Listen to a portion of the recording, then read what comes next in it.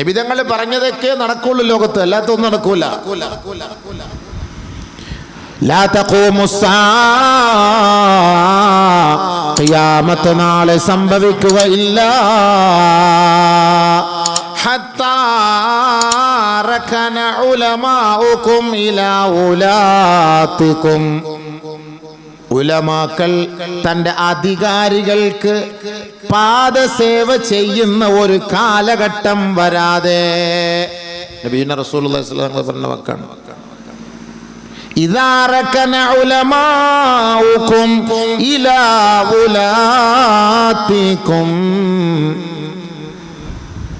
രാഷ്ട്രീയക്കാരുടെ പാദസേവ ചെയ്യുന്ന ഒരു ഭാഗം ഉലമാക്കൾ നിങ്ങളിലേക്ക് കടന്നു വന്നാൽ, അല്ലാഹു അക്ബർ, വൈദാ കസുറ ഖുതബാഉ മനാബിരികും, ധാരാളം പ്രഭാഷണങ്ങൾ, നമ്മെ കോൾമയിർ കൊള്ളിക്കുന്ന, പ്രകമ്പനം കൊള്ളിക്കുന്ന മിമ്പറുകളും മെഹ്റാബുകളും പ്രഭാഷണങ്ങളെ കൊണ്ട് നിറയ്ക്കപ്പെടുന്ന കാലം വന്നാൽ, വഅഹല്ലൂ ലഹും അൽ ഹറാമ, ഹറാമായ അല്ലാഹു നിഷിദ്ധമാക്കിയത് ഹലാലാക്കി കൊടുക്കുന്ന ഉലമാക്കൾ വന്നാൽ, വഹറമു അലൈഹിം അൽ ഹലാൽ, ഹലാലായ കാര്യങ്ങളെ ഹറാമാക്കി പ്രഖ്യാപിക്കുകയും ചെയ്യുന്ന ഉലമാ സമൂഹം വന്നാൽ, ഫഅഫ്തൗഹും ബിമാ യസ്തഹൂൻ,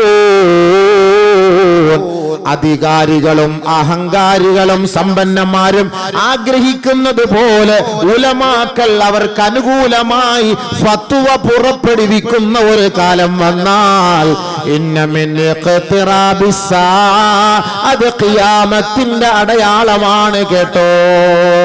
കമാ ഖാല റസൂലുള്ളാഹി. അല്ലാഹു അത്തരത്തിലെ ആലിമീങ്ങൾ അല്ലാഹു നമ്മളെ കാത്തിരക്ഷിക്കട്ടെ, നമ്മളെ കാത്തിരക്ഷിക്കട്ടെ.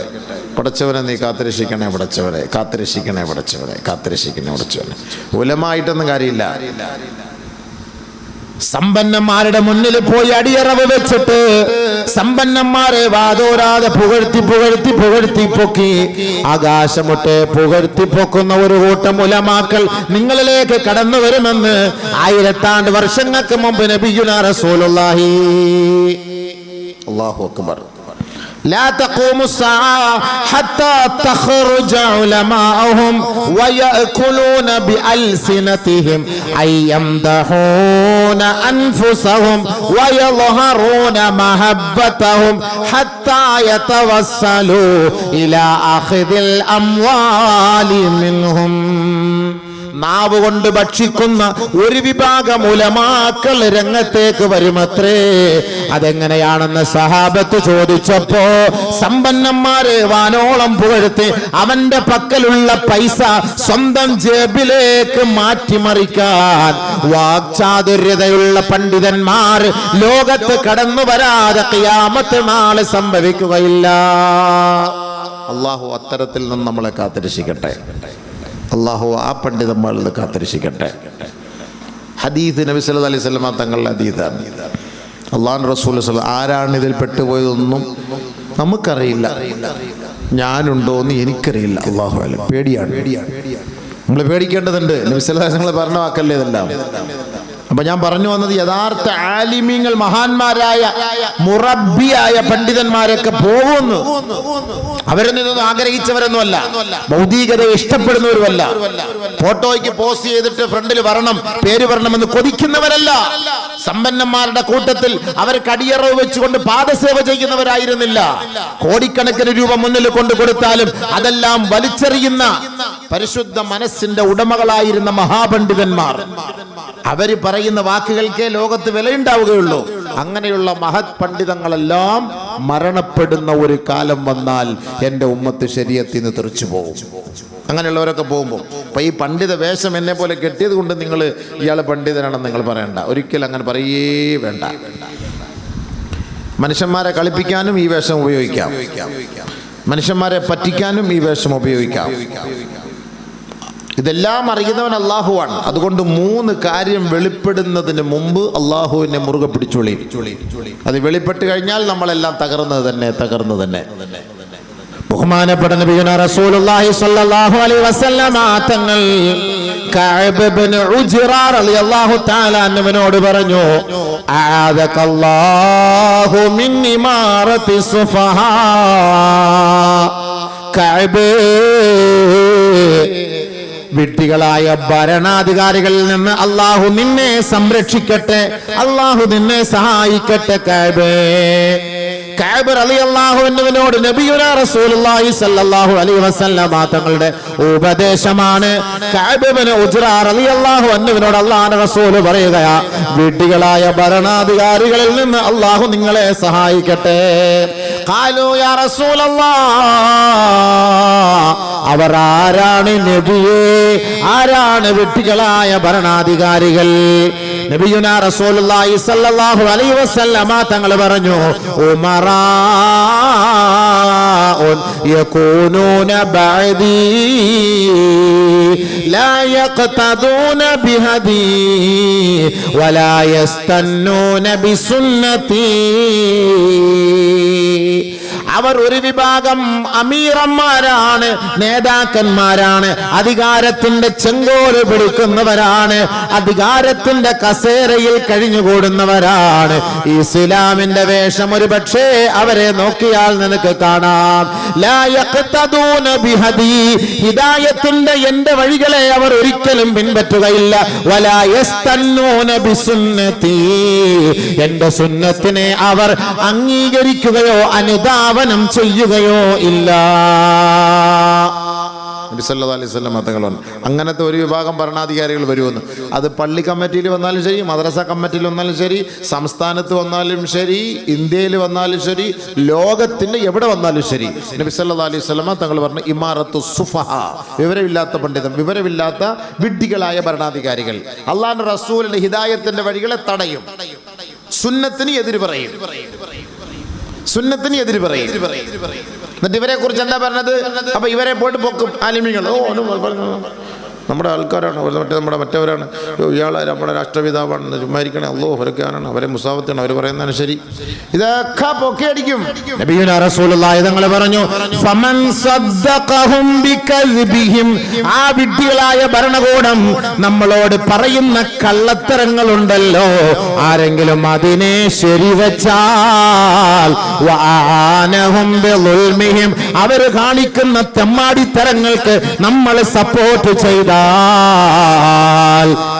ഫലസ്തു മിൻഹും ഉലൈക ലൈസൂ മിന്നി, അവർ എന്നിൽ പെട്ടവരേ അല്ല. ഫലസ്തു മിൻഹും, ഈ മുഹമ്മദായ നബിയുനാ റസൂലുള്ളാഹി തങ്ങൾ പറയുന്നു, ഞാനും അവനിൽ പെട്ടവരേ അല്ല. മാത്രമല്ല വലാ യരിദൂന ലാ ഹൗലി, എന്റെ ഹൗലിന്റെ ഓരത്തവർ വരികയോ എന്റെ കയ്യിൽ നിന്ന് ഒരു തുള്ളി വെള്ളം വാങ്ങി കുടിക്കുകയോ ചെയ്യാനുള്ള ഭാഗ്യം അവർക്ക് ലഭിക്കുകയേ ഇല്ല. അള്ളാഹു കാത്തുരക്ഷിക്കട്ടെ. അള്ളാഹുവേ നീ ഞങ്ങളെ കാത്തനേറെ പടച്ചവനെ. ഈ ദുനിയാവിൻ്റെ രസങ്ങളെക്കാളും ആഖിറത്തിലെ രസം ഞങ്ങൾക്ക് തടയല്ലേ പടച്ചവനെ. ഇതിന് ഗ്യാരണ്ടി ഇല്ല, എങ്ങനെയും തീരും, പക്ഷെ അതിന് ഗ്യാരണ്ടി ഉള്ളതാണ്. നബി സല്ലല്ലാഹു അലൈഹി വസല്ലം തങ്ങൾ പറഞ്ഞ വാക്കാണ്, എൻ്റെ ഹിദായത്തിൻ്റെ വഴികളും എൻ്റെ സുന്നത്തിനെയും പിൻപറ്റണ്ടെന്ന് പറയുന്ന ഏത് തെമ്മാടിയുണ്ടോ അവനെ നീ സഹായിച്ചാൽ ഞാൻ നിന്നിൽപ്പെട്ടവനല്ല, അവരെന്നിൽപ്പെട്ടവനുമല്ല, എൻ്റെ കയ്യിൽ നിന്ന് വെള്ളവും നിനക്ക് കിട്ടൂല. വേറെ ഒന്നും അവിടെ ചർച്ചയില്ല. ഫമല്ലം യുസദ്ദിഖുഹും ബികദ്ബിഹിം, അവരുടെ കള്ളത്തരങ്ങളെ അംഗീകരിക്കാതിരിക്കുകയും അവരെ സഹായിക്കാതിരിക്കുകയും ചെയ്താൽ, വലം യുഇൻഹും, അവരെ സഹായിക്കാതിരുന്നാൽ, ഫൗലൈക മിന്നീ വഅന മിൻഹും, അവർ എൻ്റെ സമുദായമാണ്, ഞാൻ അവരുടെ പ്രവാചകനാണ്. വയരിദു അലയ്യ ഹൗലി അലാ ഹൗലി, അവർ എൻ്റെ ഹൗലിന്റെ അരികിലേക്ക് കടന്നു വരുമത്രേ. കമാ ഖാല ശഫീഉന റസൂലുള്ളാഹി, അല്ലാഹുവിൻ്റെ റസൂൽ സല്ലല്ലാഹു അലൈഹി വസല്ലം തങ്ങൾ പറഞ്ഞാൽ അവരെൻ്റെ ഇടയിലേക്ക് വരും, അവരെൻ്റെ അരികിലേക്ക് വരും. അള്ളാഹു അക്കൂട്ടത്തിൽ നമ്മളെ പെടുത്തട്ടെ, അക്കൂട്ടത്തിൽ അള്ളാഹ് നമ്മളെ പെടുത്തട്ടെ. എന്താ ഒരു ഉഷാറില്ല, ആമീൻ പറ. എന്നാ പെടുത്തണ്ടെന്ന് ദ്വാരക്കട്ടെ. ഈ പറയുമ്പോൾ ഇതങ്ങനെ സ്വീകരിക്കേണ്ടത് ഞാൻ ഹദീസാണ് ഓതുന്നത്. ഞാൻ ആർക്കും ഇവിടെ എതിരായ ഒരു കാര്യമല്ല പറഞ്ഞത്. നബി സല്ലല്ലാഹു അലൈഹി വസല്ലമ തങ്ങൾ നമുക്ക് പഠിപ്പിച്ചു തന്ന ഹദീസ് നമ്മൾ പറഞ്ഞു തരുന്നു. ഇഷ്ടമുള്ളവർക്ക് സ്വീകരിക്കാം, ഇഷ്ടമില്ലെങ്കിൽ തള്ളിക്കളയാം. വേറെ ഒന്നും ഞാൻ ഇതിനകത്തൊന്നും പറയുന്നില്ല. അടിച്ചേൽപ്പിക്കാൻ എനിക്കിവിടെ അവകാശമില്ല. ഹദീസ് നിങ്ങൾ പോയിട്ട് അന്ന് സെർച്ച് ചെയ്ത് നോക്കിക്കോളി. വെറുതെ കള്ളത്തരം പറയുകയാണോ ഇല്ലാത്ത പറയുകയാണോ നിങ്ങൾ പോയി നോക്കിക്കോളി. അത് നിങ്ങളുടെ ഉത്തരവാദിത്വം. പറയേണ്ട ഉത്തരവാദിത്വം എനിക്കുള്ളതാണ്. അപ്പോൾ ബഹുമാനമുള്ള സഹോദരങ്ങളെ, ഇൽമ നബി സല്ലല്ലാഹു അലൈഹി വസല്ലം തങ്ങളുടെ മാർഗം, ഹിദായത്തിന്റെ വഴി, സിറാത്തിന്റെ വഴി, സുന്നത്ത്. പക്ഷേ ഒരു കാലം വരും, നന്മയെ തിന്മയായി അവർ അംഗീകരിക്കും, തിന്മയെ നന്മയായും സ്വീകരിക്കും. നന്മയായ കാര്യങ്ങളെ തിന്മയായിട്ട് അവർ അംഗീകരിക്കും. നന്മയായ കാര്യം പറഞ്ഞു കൊടുക്കുമ്പോൾ ഇതൊക്കെ ആരാ ഇന്നത്തെ കാലത്ത്, ഇതൊക്കെ ഈ ആധുനിക ലോകമല്ലേ, നിങ്ങൾ ഇന്നൊക്കെ ഇങ്ങനെയൊക്കെ പറഞ്ഞുകൊണ്ടിരുന്നാൽ ഇത് നടക്കുവോ എന്ന് പറയും. ഇന്നത്തെ കാലത്തൊക്കെ നടക്കുവോ, നിങ്ങൾ ഇങ്ങനെയൊക്കെ പ്രസംഗിച്ചാൽ പ്രസംഗമേ നടക്കുള്ളൂ എന്ന് പറയും. നന്മയായ കാര്യം പറയുമ്പോൾ അതൊന്നും ഇന്ന് നടക്കൂല. തിന്മ അത് പാടില്ല എന്ന് പറഞ്ഞാൽ, അങ്ങനെയൊക്കെ പാടില്ല എന്ന് പറഞ്ഞാൽ എന്താ ഉസ്താദ് നിങ്ങൾ ഇങ്ങനെയൊക്കെ പറയുന്നത്? ഇന്നത്തെ ഈ കാലഘട്ടത്തിൽ നമുക്ക് ഇതൊക്കെ ആവശ്യമല്ലേ? ഇങ്ങനെ പറയാം, അങ്ങനെയല്ലേ ഇപ്പൊ പറയാ? ഉസ്താദന്മാർക്ക് എന്തെങ്കിലും പറയാൻ പറ്റുമോ? മിമ്പറിൽ നിന്ന് മെഹ്റാബിൽ നിന്ന് ഉസ്താദന്മാർക്ക് എന്തെങ്കിലും പറയാൻ പറ്റുമോ? ഉസ്താദന്മാർ എന്തെങ്കിലും പറഞ്ഞു കഴിഞ്ഞാൽ ഉടനെ പറയും അയാൾക്ക് മുസ്ലിയാർക്ക് വേറെ ജോലിയൊന്നുമില്ല, അയാളെ ചുമ്മാ ആവശ്യമില്ലാത്ത, ലോകം പഠിക്കാത്ത, വിവരമില്ലാത്ത മുസ്ലിയാരാന്നാ പറയാ. ലോകം പഠിക്കാത്ത മുസ്ലിയാരാണെന്നാ പറയാ. ലോകം പഠിച്ച പ്രവാചകനാ നമുക്ക് ഈ പറഞ്ഞു തരുന്നത്. എവിടെ ഒരു എഞ്ചിനീയറിംഗ് കോളേജിലോ ഒരു ഡിഗ്രി എടുക്കാത്ത, ആധുനിക ടെക്നോളജി ഒന്നുമില്ലാത്ത, ഹൈടെക് യുഗത്തിലല്ലാത്ത, നെറ്റില്ലാത്ത, 5G ഇല്ലാത്ത ആ കാലഘട്ടത്തിൽ ലോകത്തിന്റെ പ്രവാചകൻ പഠിപ്പിച്ചു കൊടുത്ത ആ പ്രകാശം, ആ നൂറ്, ആ വെളിച്ചം, അതാണ് ഇന്ന് നമ്മൾ അനുഭവിച്ചു കൊണ്ടിരിക്കുന്നത്. നബി തങ്ങൾ പറഞ്ഞത്, അല്ലാഹുവിന്റെ റസൂൽ ഞാൻ പറഞ്ഞ ഇന്നലെ ഒന്നും പറഞ്ഞതല്ലാന്ന്, 1400 വർഷങ്ങൾക്ക് മുമ്പ് പറഞ്ഞ കാര്യങ്ങളാണ് ഞാൻ ഇവിടെ ചർച്ച ചെയ്യുന്നത്. ഇന്നലെ ഒന്നും പറഞ്ഞതല്ല ഇത്. അപ്പൊ അടുത്തൊരു ഹദീസ് കേട്ടോളി. ഒരിക്കലാദരവായ റസൂലുള്ളാഹി സ്വല്ലല്ലാഹു അലൈഹി വസല്ലമ തങ്ങൾ പറയുകയാണ്, സഹാബാക്കളെ നോക്കിക്കൊണ്ട് നബിയുനാ റസൂലുള്ളാഹി സ്വല്ലല്ലാഹു അലൈഹി വസല്ലമ തങ്ങൾ പറയുകയാണ്, കൈഫ ബിക്കും അയ്യുഹന്നാസ്, ജനങ്ങളെ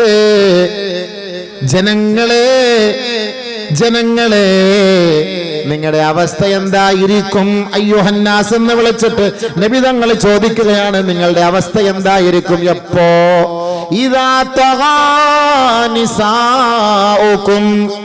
വഫസഖ ഫിതിയാതുകും, നിങ്ങളുടെ പെൺസമൂഹം അഴിഞ്ഞാടുകയും നിങ്ങളുടെ ചെറുപ്പക്കാരന്മാർ വഴിതെറ്റി അധർമ്മത്തിലേക്ക് പോവുകയും ചെയ്താൽ, പെണ്ണുങ്ങള് ഡാൻസ്, നൃത്തം, ഭയങ്കരമായ ചാട്ടം, ഓട്ടം, അഴിഞ്ഞാടുകയാണ്. അവർക്കൊരു പ്രശ്നമല്ല. ഇതൊന്നും അല്ലാഹ് റസൂൽ ഇതൊന്നും ഇല്ല. ഇതല്ല അങ്ങനത്തെ ഒരു കാലം. ചെറുപ്പക്കാരും മദ്യവും ലഹരിയും കഞ്ചാവുമായിട്ട് അവനിങ്ങനെ വഴിതെറ്റി ഈ പെണ്ണുങ്ങളുടെ മുന്താണയും പിടിച്ചോണ്ട് അവളുടെ പിറകെ പോകും. അങ്ങനെ അങ്ങോട്ടും ഇങ്ങോട്ടും ഇങ്ങനെ ഒരു വിഭാഗം ഉണ്ടായാൽ എന്തായിരിക്കും നിങ്ങളുടെ അവസ്ഥ? ഖാലൂ, സഹാബത്ത് ചോദിക്കുകയാണ്, യാ റസൂലല്ലാഹ് ഇന്ന ഹാദാ ലഖായിനുൻ, അങ്ങനെയൊക്കെ സംഭവിക്കുവോ നബിയേ? ഇങ്ങനെയൊക്കെ സംഭവിക്കുമോന്ന്. ഇങ്ങനെ പെണ്ണുങ്ങൾ അഴിഞ്ഞാടുകയും ഡാൻസ് ആടുകയും മൊത്തത്തിൽ പോയിട്ട് ഒപ്പനടിക്കുകയും ചിലങ്കയിട്ട് തുള്ളിച്ചാടുകയും നൃത്തം ചവിട്ടുകയും ടിക്ടോക്ക് അടിക്കുകയൊക്കെ ചെയ്യുകയും അതിനൊപ്പം നിന്നുകൊണ്ട് അപ്പുറത്ത് നിന്ന് ചെറുപ്പക്കാരന്മാരെ അതിനെ സപ്പോർട്ട് ചെയ്യുകയും ചെയ്യുന്ന ഇങ്ങനെ ഒരു കാലഘട്ടം വന്നാലോ എന്ന് നബി തങ്ങൾ ചോദിച്ചപ്പോ സ്വഹാബാക്കൾ അത്ഭുതത്തോടെ ചോദിക്കുകയാണ്, ഇന്ന ഹാദാ ലഖായിനുൻ, നബിയെ ഇങ്ങനെയൊക്കെ സംഭവിക്കുമോ യാ റസൂലല്ലാഹ്? ഖാല റസൂലുള്ളാഹി സ്വല്ലല്ലാഹു അലൈഹി വസല്ലം, നഅം വ അശദ്ദ മിൻഹു, ഇത് മാത്രമല്ല കേട്ടോ, ഇതിനേക്കാൾ കടുപ്പമേറിയത് കാണാൻ പോകുന്നതേ ഉള്ളു സഹാബത്തെ. ഇതൊന്നും അല്ലാതെ ഇതിനേക്കാൾ കടുപ്പം. അന്ന് ചെറിയ ഡാൻസേ ഉള്ളായിരുന്നു, ഇപ്പൊ ഭയങ്കര ഡാൻസാ. ഇനി മുണ്ടില്ലാതെ ഡാൻസ് ആടുന്ന ഒരു കാലം വരുമെന്ന്. അത് അതിനേക്കാൾ കടുപ്പം വരുമെന്ന് പറഞ്ഞതിന് അർത്ഥം ഇത് ചെറുതല്ല വരാൻ പോകുന്നതെന്ന്, ഇനി വലുത് വരാൻ പോകുന്നേ ഉള്ളൂ എന്നാ പറഞ്ഞത്. ഇന്നൊന്നും അല്ല പറഞ്ഞത്, ഈ ഓണത്തിന് മുമ്പൊന്നും പറഞ്ഞല്ല കേട്ടോ. ആയിരത്തോട് വർഷങ്ങൾക്ക് മുൻപ് ഞങ്ങൾ പറഞ്ഞാണ്, വർഷങ്ങൾക്ക് മുമ്പ് നബി സല്ലല്ലാഹു അലൈഹി വസല്ലം ഞങ്ങൾ പറഞ്ഞാണ്. ടിക്ടോക്ക് ഒക്കെ കണ്ടുപിടിക്കുന്നതിന് മുമ്പേ നബി തങ്ങൾ പറഞ്ഞാണ്, നെറ്റൊക്കെ കണ്ടുപിടിക്കുന്നതിന് മുമ്പേ നബി തങ്ങൾ പറഞ്ഞാണ് ഇങ്ങനൊക്കെ സംഭവിക്കുമെന്ന്. അപ്പൊ ചിലർ ചോദിക്കും, ഇപ്പൊ ഇങ്ങനെ ആടി എന്നും പറഞ്ഞിപ്പോ എന്താ പ്രശ്നം? ഇപ്പൊ നമ്മളൊന്ന് തുള്ളിച്ചാടിയെന്ന് പറഞ്ഞപ്പോ എന്താ പ്രശ്നം? നമ്മളിങ്ങനെ ഇപ്പൊ ഒരു ഡിസ്കോ ഡാൻസ് കളിച്ചു എന്ന് പറഞ്ഞു, ഒരു ടിക്ടോക്ക് കളിച്ചു എന്ന് പറഞ്ഞു, ഇപ്പൊ എന്താ പ്രശ്നം? അങ്ങനെ ആയാലും എന്താ പ്രശ്നം? ഇങ്ങനെ ആയാലും എന്താ പ്രശ്നം? അങ്ങനെ ചോദിക്കും. ഒരു നന്മ പറയുമ്പോ അത് തിന്മയായിട്ട് കാണും, തിന്മ പറയുമ്പോൾ അതിനെ നന്മയായിട്ട് കാണും. അത് തന്നെ അടുത്ത ഹദീസ് നബിയുനാ റസൂലുള്ളാഹി സ്വല്ലല്ലാഹു അലൈഹി വസല്ലമ തങ്ങൾ വീണ്ടും പറയുകയാണ്, കൈഫ ബികും സഹാബ, എന്തായിരിക്കും നിങ്ങളുടെ അവസ്ഥ? ഇദാ റഅയ്തുമുൽ മുൻകറ മഅറൂഫാ വൽ മഅറൂഫ മുൻകറാ. മോശമായ കാര്യങ്ങൾ, തെറ്റായ കാര്യങ്ങൾ, വെറുക്കപ്പെട്ട കാര്യങ്ങൾ അത് നല്ലതാണെന്ന് ഒരു വിഭാഗം പറയുന്നത് നിങ്ങൾ കണ്ടാൽ, അതല്ല അല്ലാഹു നിഷിദ്ധമാക്കിയ കാര്യങ്ങൾ നല്ലതാണെന്നും നല്ല കാര്യം അത് തെറ്റാണെന്നും ഒരു വിഭാഗം പറയുന്നത് നിങ്ങൾ കണ്ടാൽ, അങ്ങനെ ഒരു കാലം വരുമോ പ്രവാചകരെ?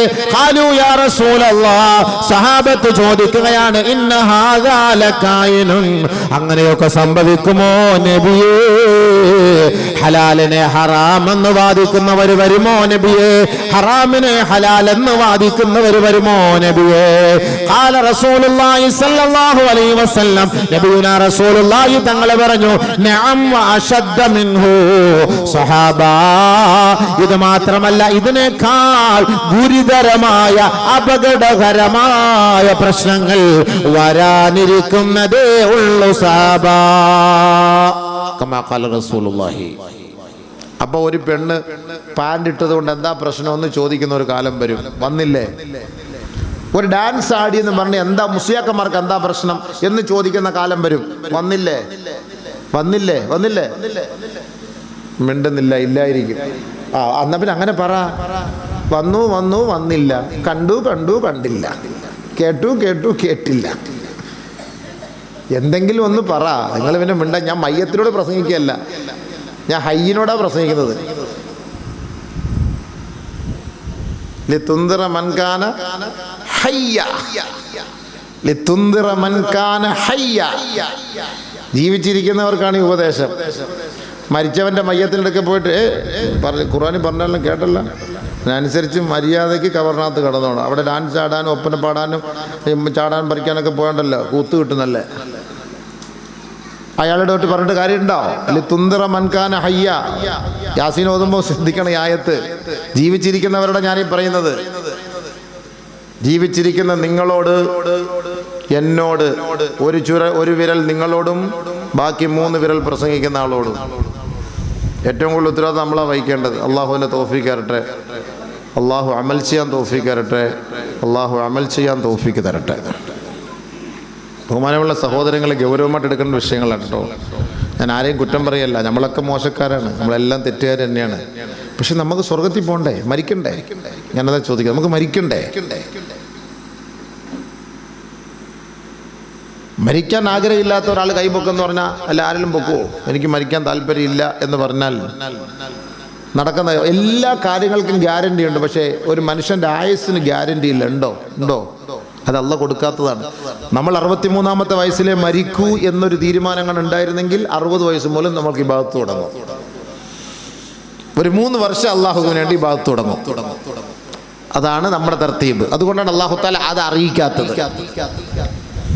നമ്മളെ അള്ളാഹു തആല മുസ്ലിമാക്കി അംഗീകരിച്ചു, ഹിദായത്ത് നൽകി അള്ളാഹു തആല നമ്മൾ ആദരിച്ചു. നമ്മുടെ ഉത്തരവാദിത്തം എന്താണ്? അള്ളാഹുവും റസൂലും പഠിപ്പിച്ചു തന്നിട്ടുള്ള കുറെ മറഞ്ഞ കാര്യങ്ങളുണ്ട്, അതിൽ നീ വിശ്വസിക്കണം. ഇതാണ് ഇസ്ലാം.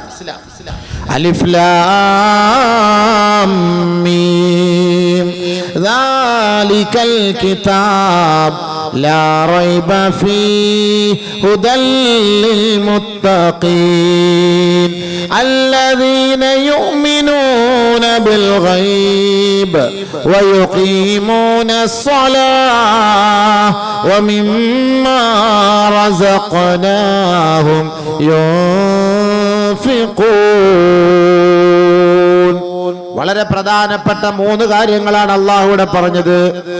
നിങ്ങൾ അദൃശ്യത്തിൽ വിശ്വസിക്കുന്നവരാണോ, അവരാണ് യഥാർത്ഥ സത്യവിശ്വാസികൾ, അവരാണ് യഥാർത്ഥ മുസ്ലിമീങ്ങൾ. അല്ലദീന യുഅ്മിനൂന ബിൽ ഗൈബ്, നാളെ ആഖിറമുണ്ട്, പരലോകമുണ്ട്, പുനർജന്മമുണ്ട്, സിറാത്തുണ്ട്, മീസാനുണ്ട്, കിതാബുണ്ട്, ജന്നത്തുണ്ട്, നാറുണ്ട്. അള്ളാഹുവിനെ കാണലുണ്ട്, അവന്റെ സദ്യയുണ്ട്, അവന്റെ വിഭവങ്ങളുണ്ട്, അവന്റെ സ്വർഗത്തിലെ രസാനുഭൂതികളുണ്ട്, ഹബീബായ തങ്ങളുടെ മുറാഫഖത്തുണ്ട്, നബി തങ്ങളുടെ ഹൗലുണ്ട്, അവിടുത്തെ വെള്ളമുണ്ട്, അവിടുത്തെ ശഫാഅത്തുണ്ട്. ഇതെല്ലാം വിശ്വസിക്കണം. ഇത് വിശ്വസിക്കുന്നവനാണ് സത്യവിശ്വാസി. അല്ല മരിച്ചതോടുകൂടി എല്ലാം തീരുമെന്ന് വിശ്വസിക്കുന്നവൻ സത്യവിശ്വാസി അല്ല. പരലോകത്തിൽ എനിക്ക് വിശ്വാസമില്ല എന്നൊരാൾ പറഞ്ഞാൽ അവൻ മുസ്ലിമല്ല. മമ്മൂട്ടിയുടെ ഒരു ഫീച്ചർ ഞാൻ വായിച്ചതാണ്. മമ്മൂട്ടി അതിൽ പറയുന്നുണ്ട് എനിക്ക് പരലോകത്തിൽ വിശ്വാസം ഇല്ലാന്ന്. പിന്നെ എന്തിനാ നിസ്കരിക്കുന്നതെന്ന് ചോദിച്ചു. അത് നമ്മുടെ ശരീരം ഒന്ന് പിടിച്ചു നിർത്താൻ വേണ്ടിയിട്ട് നിസ്കരിക്കുന്നതാണ്. അദ്ദേഹം പറഞ്ഞാണ്, ഇതൊരു TV-യിൽ പോലും അദ്ദേഹം അഭിമുഖത്തിൽ പറയുകയുണ്ടായി. അല്ലാതെ ചില ആൾക്കാരൊക്കെ പറയൂ, ആൾ എത്ര തിരക്കിലാൾ സമയമാകുമ്പോൾ നിസ്കരിക്കാൻ പോകുന്നു. ഇതെന്താ ഇപ്പോൾ നിസ്കരിക്കാൻ പോയപ്പോൾ വലിയ കാര്യമാണ്. നമ്മളൊക്കെ വിചാരിക്കുന്നത് നിസ്കരിക്കാൻ എല്ലാം നമ്മൾ നേരെ നമ്മുടെ നിസ്കാരം ശരിയാണോ ഇല്ലോ എന്നുള്ള ആരെങ്കിലും ചിന്തിച്ചിട്ടുണ്ടോ? നമ്മുടെ നിസ്കാരം ശരിയാണോ എന്നുള്ളത്?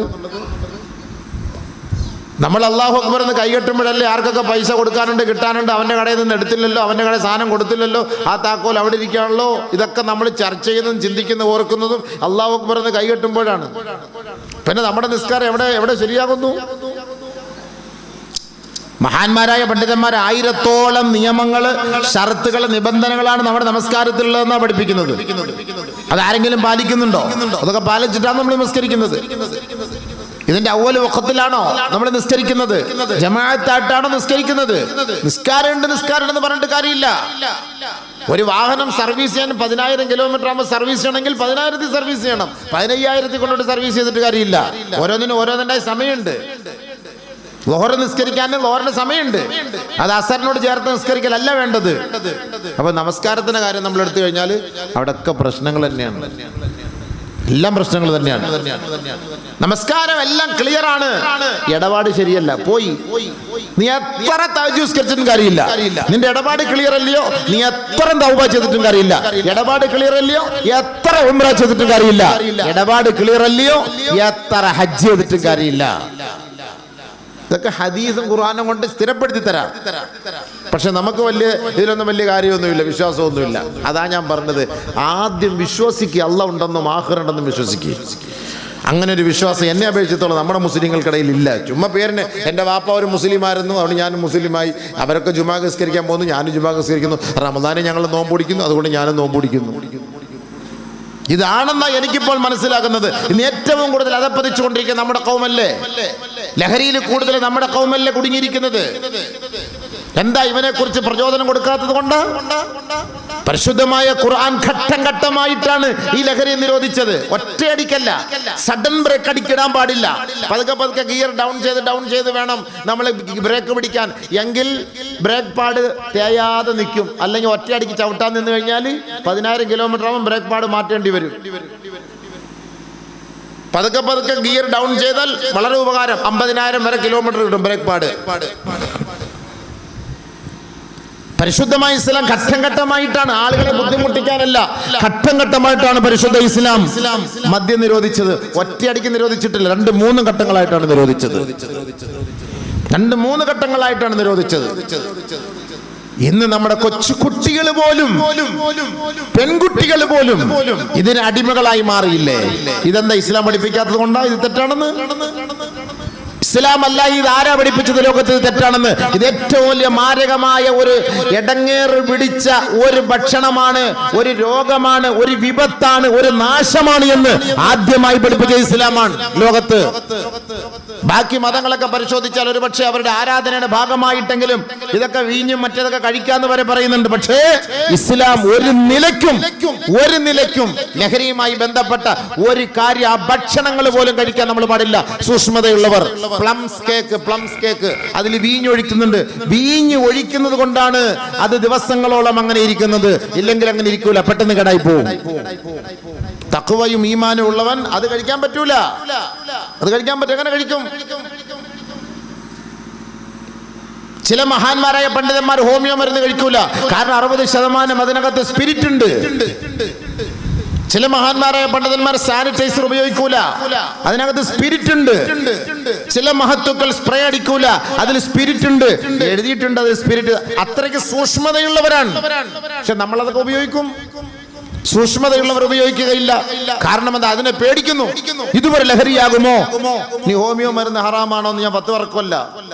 ഞാൻ ഈ അടുത്ത സമയത്ത് ഒരു ഉസ്താദിനെ അടുത്ത് ചോദിച്ചു, ബാക്കിയാത്ത് സ്വാലിഹാത്തിലെ പ്രിൻസിപ്പാൾ. അദ്ദേഹം പറഞ്ഞു, ഉസ്താദ് ഷുഗറാണ്, നമുക്ക് ഹോമിയോയിൽ നല്ല മരുന്നുണ്ടോ? ഞാൻ ഹോമിയോ എന്നാൽ സാപ്പിട മാട്ടേപ്പോൾ അതിൽ സ്പിരിറ്റ് ഇരിക്കുന്നു പറഞ്ഞു. സ്പിരിറ്റ് ഞാൻ പറഞ്ഞു, അങ്ങനത്തെ സ്പിരിറ്റ് നിർവീര്യമാക്കി അത് നമുക്ക് അനുവദനീയമായ ചെറിയ സ്പിരിറ്റ് അല്ലയോ? കല്ല് എങ്ങനെ ഹലാലാവുന്നതെന്നാണ് ചോദിക്കുന്നത്. അല്ല തന്നെ എഴുതിയിട്ടുണ്ടല്ലോ, ആൽക്കഹോൾ 50% ഒന്നും ഇല്ലേ? ഹോമിയോ മരുന്ന് എഴുതിയിട്ടില്ലേ? മഹാന്മാരതൊക്കെ സൂക്ഷിക്കുന്നത്. നമ്മളെ കൊണ്ട് പറ്റൂലപ്പാ. നമ്മൾ മരുന്ന് എന്ന നിയത്തിലാണ് കഴിക്കുന്നത്. മരുന്ന് എന്ന നിയത്തിലാണ് നമ്മളത് കഴിക്കുന്നത്. അപ്പൊ ബഹുമാനമുള്ള സഹോദരൻ, അത്രയും സൂക്ഷ്മത പാലിക്കാണ്. ഖുർആന്റെ പ്രഖ്യാപനമാണിത്, പാടില്ല എന്ന്. യാ അയ്യുഹല്ലദീന ആമനൂ ഇന്നമൽ ഖംറു വൽ മൈസിറു വൽ അൻസാബ് വൽ അസ്ലാം റിജ്സും മിൻ അമലി ശൈത്താൻ റിജ്സും മിൻ അമലി ശൈത്താൻ ഫജ്തനിബൂഹു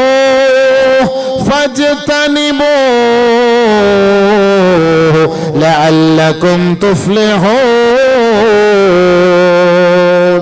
ഓ, ഇത്ര വലിയ വാക്ക്. മദ്യവും ചൂതാട്ടവും വർജിക്കണേ, വർജിക്കണേ, വർജിക്കണേ. നിങ്ങൾക്ക് രക്ഷ വേണമോ? നിങ്ങൾക്ക് വിജയം വേണമോ? മദ്യവും ചൂതാട്ടവും നിങ്ങൾ ഒഴിവാക്കാതെ ഒരിക്കലും നിങ്ങൾക്ക് വിജയം വരിക്കാൻ സാധ്യമല്ല.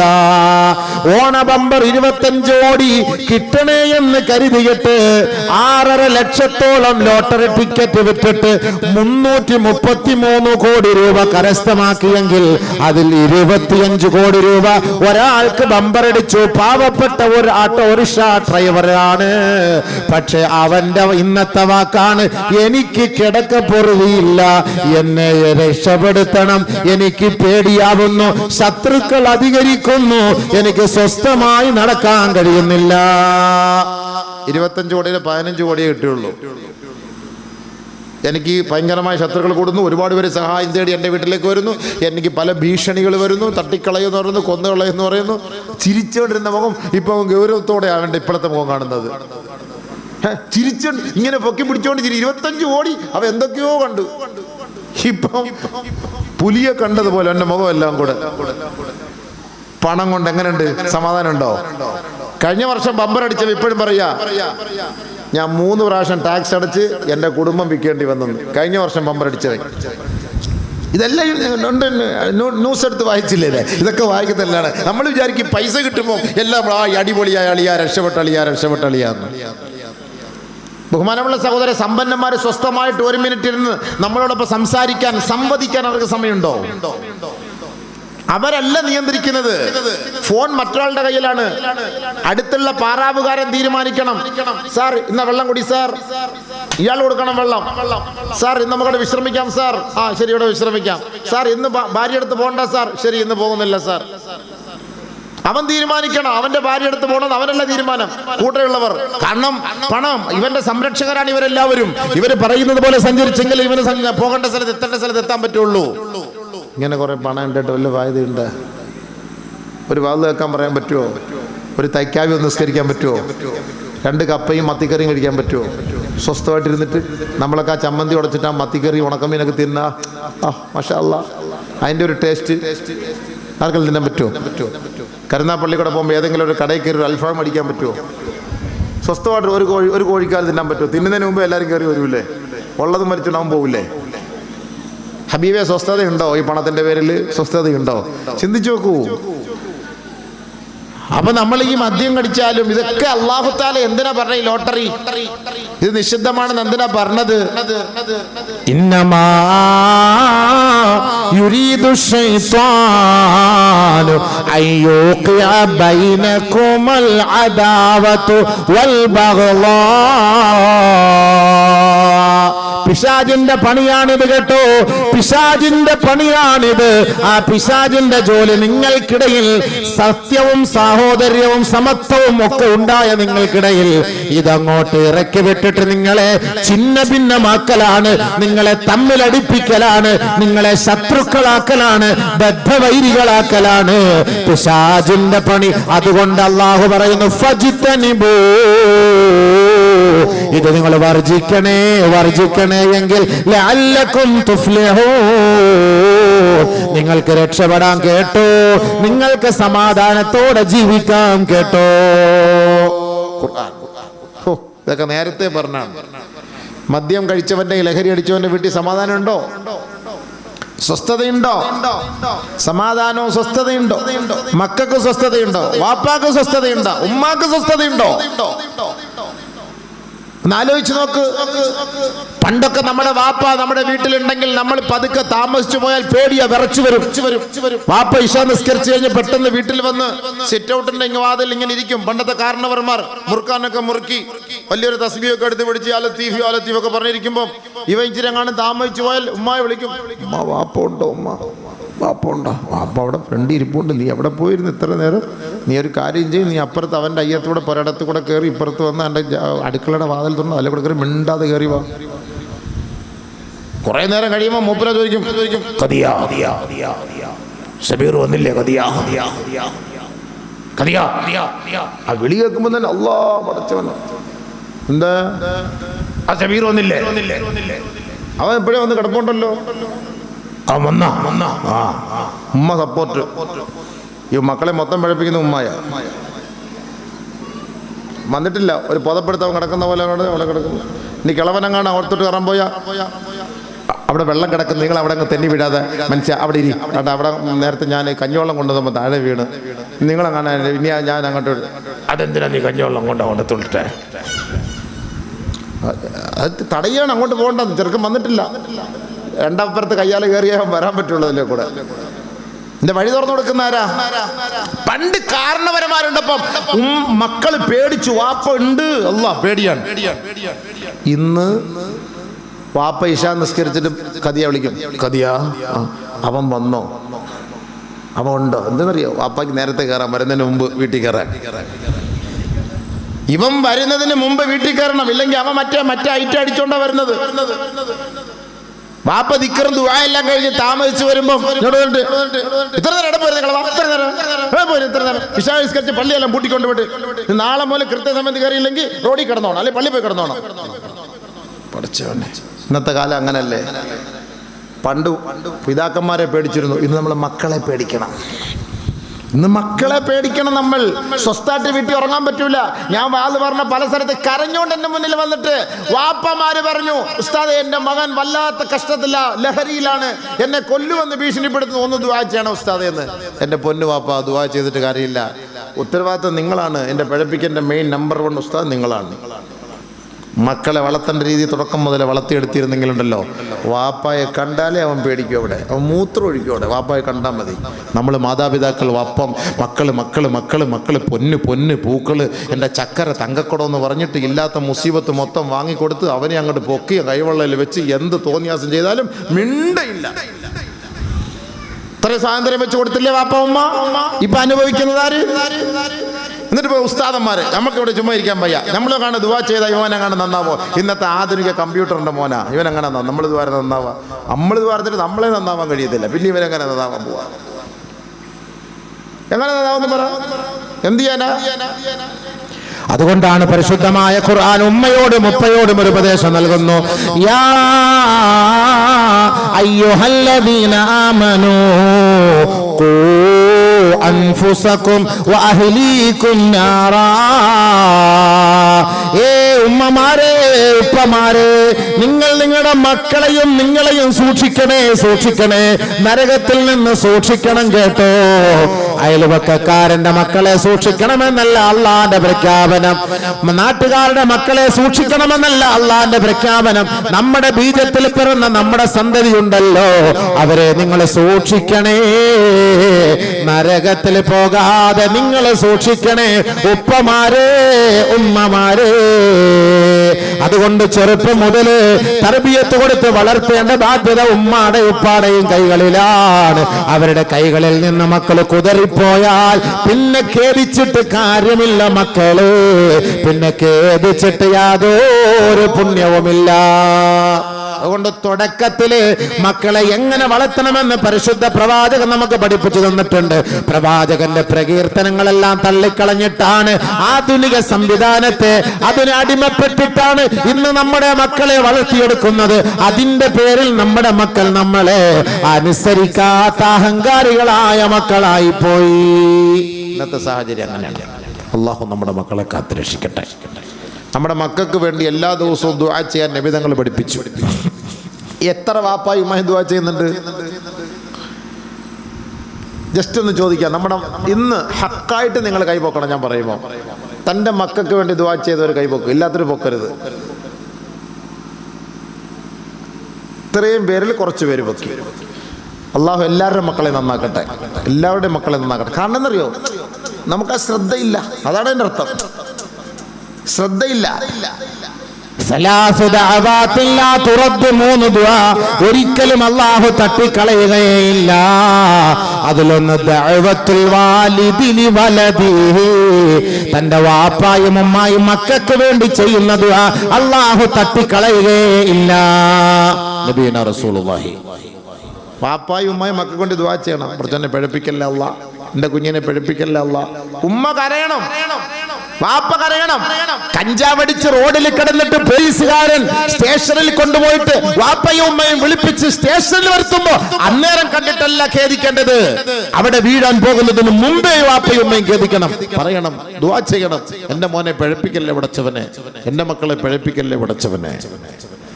അതിനാണ് ബഹുമാനപ്പെട്ട പണ്ഡിതന്മാർ ഉലമാക്കൾ നമുക്ക് ചില ആയത്തുകൾ പഠിപ്പിച്ചു വരുന്നുണ്ട്. മക്കൾ പ്രായപൂർത്തി എത്തുന്നതിന് മുമ്പ് അവരുടെ വലത് കാതിൽ ഓതി ഊതി കൊടുക്കണം. സൂറത്തു ആലി ഇമ്രാനിലെ 36-ാമത്തെ ആയത്ത്, സൂറത്തുൽ ഇഖ്ലാസ്, സൂറത്തുൽ ഫലഖ്, സൂറത്തുൻ നാസ്. ഇത് 3 പ്രാവശ്യം വീതം പ്രായപൂർത്തി എത്തുന്നതിന് മുമ്പ് നമ്മുടെ കുട്ടിയുടെ വലത് കാതിൽ ഓതി കൊടുത്താൽ അവൻ പിഴയ്ക്കുകയില്ല എന്നാണ്. അതുകൊണ്ട് പ്രസവിച്ച ഉടനെ ഞാൻ കുഞ്ഞിന് അങ്ങനെ അത് കൊടുക്കണം, ഓതി കൊടുക്കണം. അത്